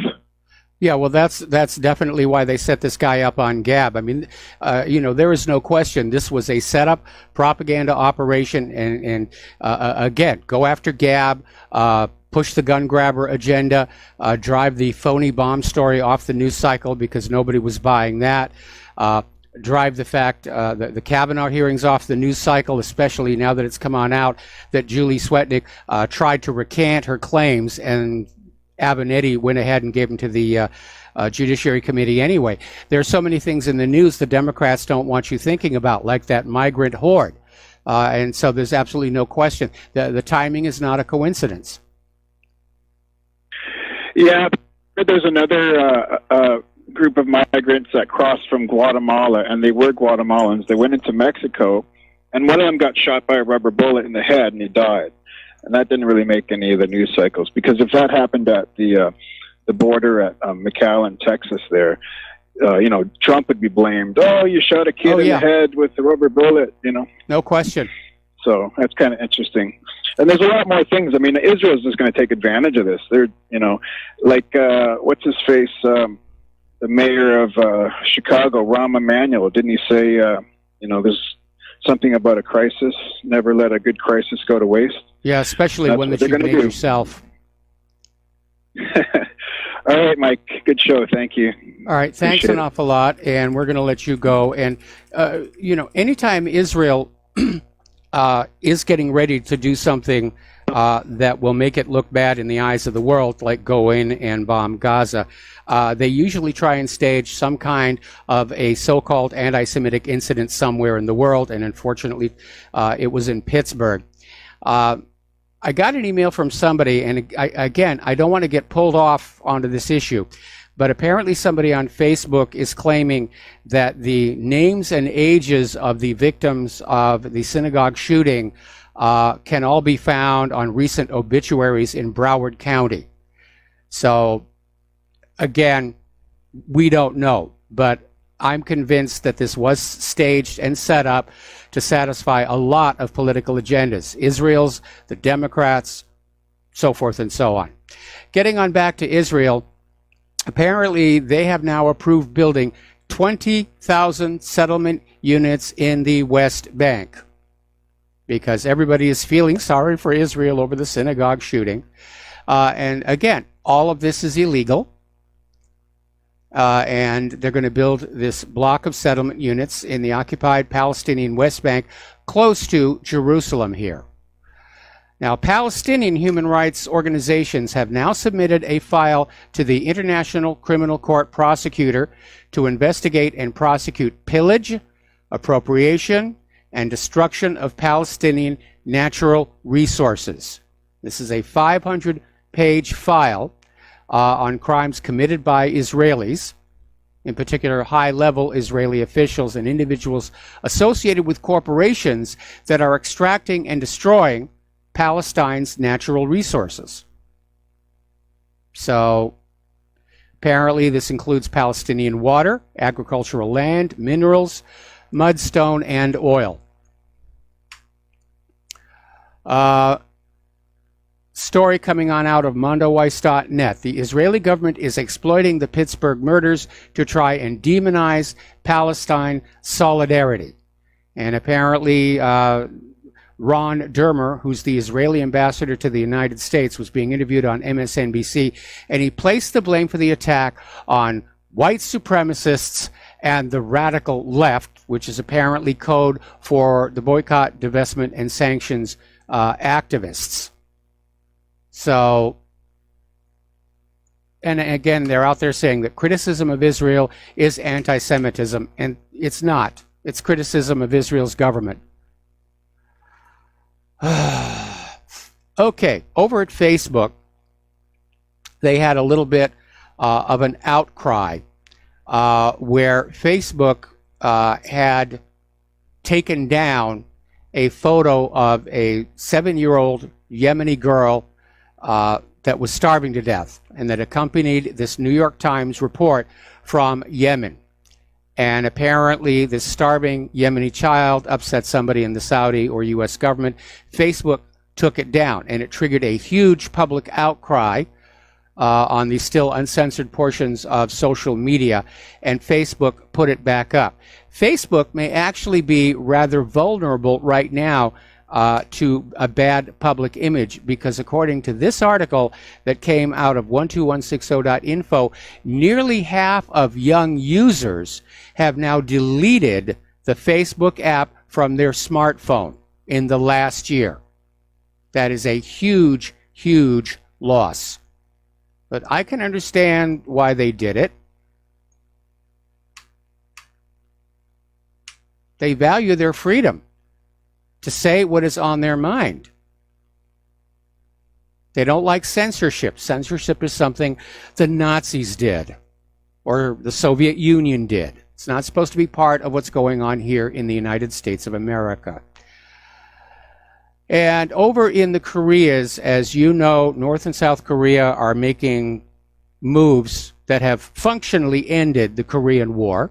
and now they want a formal declaration. And the United States is now saying that North Korea's denuclearization is now a condition before the U.S. will officially end the Korean War.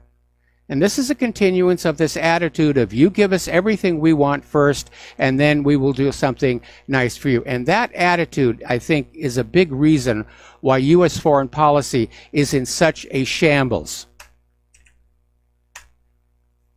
Because all foreign policy negotiations are usually give and take. One side gives a little, then the other side gives a little, then the other side gives a little, then the other side gives a little, and everybody gets to go home happy. But the U.S. government has picked up this bad habit from all of its years of doing business with Israel, because this is Israel's approach to foreign policy.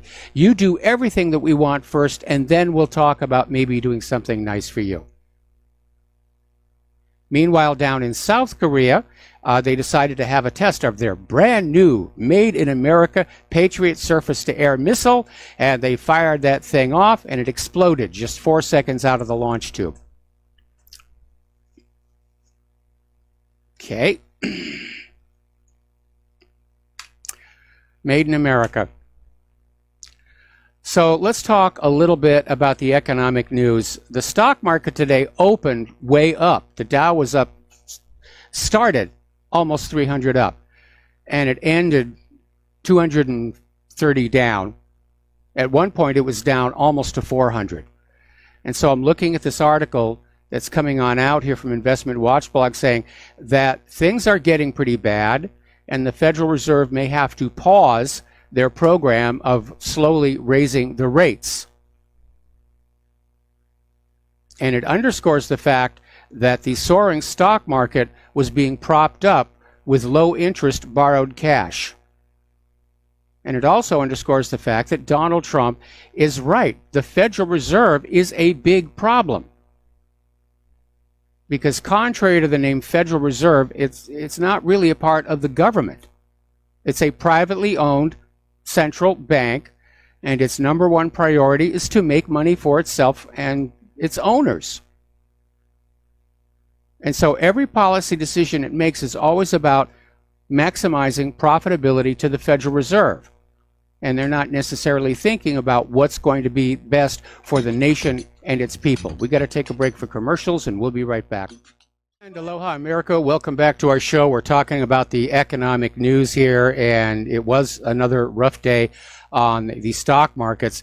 Of course, when the price of stocks go down, you start to see stock buybacks by the corporations that have issued the stocks, and basically trying to get them back off the market in the hope that they'll go up in value somewhere down the road. Maybe, maybe not. I think we're definitely heading toward a critical juncture in the economy where people can't buy stuff anymore. And we're going to start seeing more and more of these iconic retailers start to collapse, which in turn will result in the collapse of their supply chains back to the original product providers. It's a domino effect. Now, we have often talked about the advisability of having precious metals as part of your investment portfolio because they'll always hold their value. It's a wealth preserver is the way that you think about it. And just get some silver, get some gold, just stash it away someplace under your own control. Because remember, the laws are already in place where if your bank gets into trouble, they are legally allowed to start pillaging through safety deposit boxes and help themselves to whatever's in there to keep themselves going. Because in the United States of America, banks are very, very, very important. You people, you're just fodder. You're fungible. But the banks, they're important. We must always bow down and worship the most holy banks. One metal that is current in play right now is palladium. And it just hit a new all-time high. And the reason it is going up is that palladium is widely used in the automotive industry, and there is significant demand, even though overall car production is slowing down. there's still demand for it.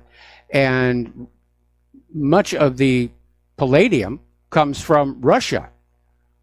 And there is a growing concern that the tensions being fanned up between the U.S. government and the Russian government could result in a supply crunch. Putin could simply say, all right, go get your palladium someplace else.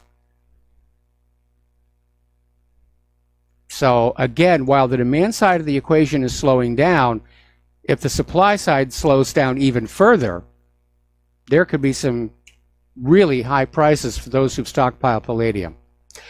Okay, over in Germany, the news is actually kind of good.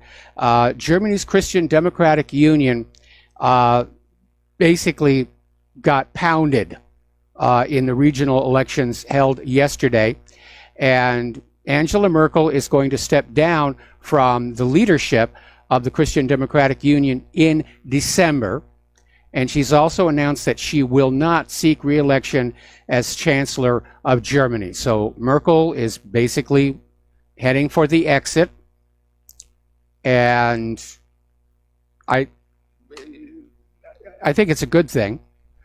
And we know why the CDU was having all these problems, that they keep losing the regional elections. It's that open borders issue. And Merkel has destroyed her party, her own career, badly damaged Germany's government overall by continuing to ignore the will of the German people and to basically go along with George Soros' New World Order globalist agenda. Alrighty, there has been another crash of a airplane, and apparently this is over in Indonesia. It was a Boeing 737 jet, and unfortunately all 189 on board were killed. And apparently Lion Air's flight JT610 was heading to Pangkal Pinang, which is an island north of the capital, when it lost contact with air control just 13 minutes after takeoff. Now, two things that have emerged is apparently the last radio contact the tower had with the aircraft was to request permission to immediately turn around and return to the airport. And apparently this aircraft had undergone some kind of major repair before it took to the air. And I guess there hadn't been a test flight. So it's a tragedy for all those people. Now then, getting on back to the weather. And we were talking about Typhoon U2, which went across the Marianas and caused a lot of damage. It is now heading toward Isabella and Aurora. It's going to cross over Quirino, Ifugao, Nueva Vizcaya, Banquet, and La Union in the Philippines. Last week they were thinking it was going to spin north and hit Japan, but Japan dodged a bullet on this one. It's now in the Philippines. We're going to take a break for commercials. We will be right back. And aloha America, welcome back to our show here. Over in London, specifically at the Ecuadorian embassy, Julian Assange has said that Ecuador is apparently seeking to end his asylum and hand him over to U.S. authorities. And apparently